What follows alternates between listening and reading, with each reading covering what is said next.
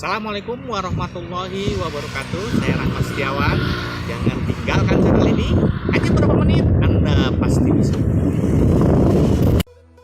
Kali ini kita akan membahas tentang apakah Tuhan itu menciptakan segalanya.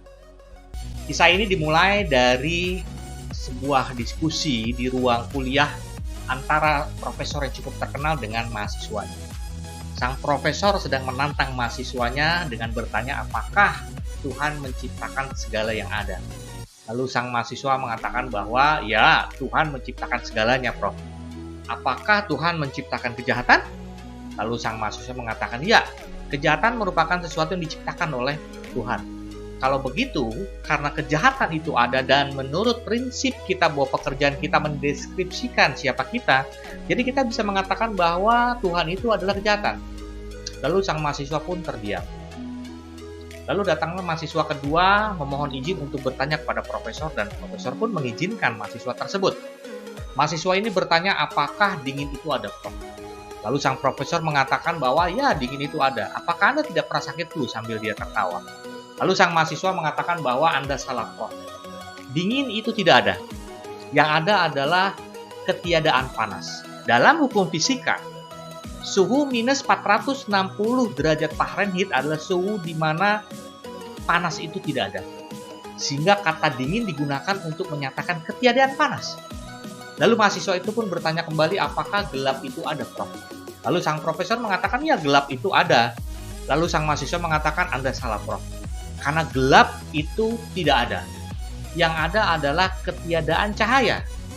Kita tidak pernah mengukur intensitas sebuah gelap, Prof. Yang kita ukur adalah intensitas cahaya. Semakin rendah intensitasnya, maka kita bisa mengukur seberapa gelap ruangan tersebut. Sehingga kita tidak pernah mengukur kata gelap. Gelap digunakan untuk menyatakan ketiadaan cahaya. Lalu mahasiswa kembali bertanya apakah kejahatan itu ada, Prof. Lalu sang profesor mengatakan bahwa ya, kejahatan itu ada. Apa yang kita lihat sekarang seperti pembunuhan dan lain sebagainya itu adalah manifestasi dari sebuah kejahatan. Lalu mahasiswa mengatakan Anda sekali lagi salah, Prof. Karena Tuhan tidak menciptakan kejahatan. Tapi kejahatan adalah hasil dari ketiadaan kasih sayang Tuhan, Prof, di hati manusia.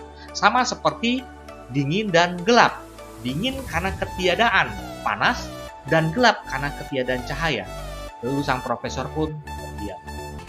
Jadi jelaslah bahwa Tuhan itu ada dan kejahatan tidak dinisbahkan kepada Tuhan karena Tuhan menciptakan kebaikan untuk segala manusia. Dan manusialah yang berbuat keburukan atau kejahatan karena hatinya jauh dari Tuhan.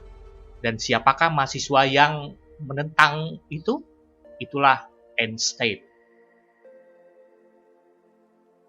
Demikian yang dapat saya sampaikan, semoga bermanfaat. Salam pengetahuan.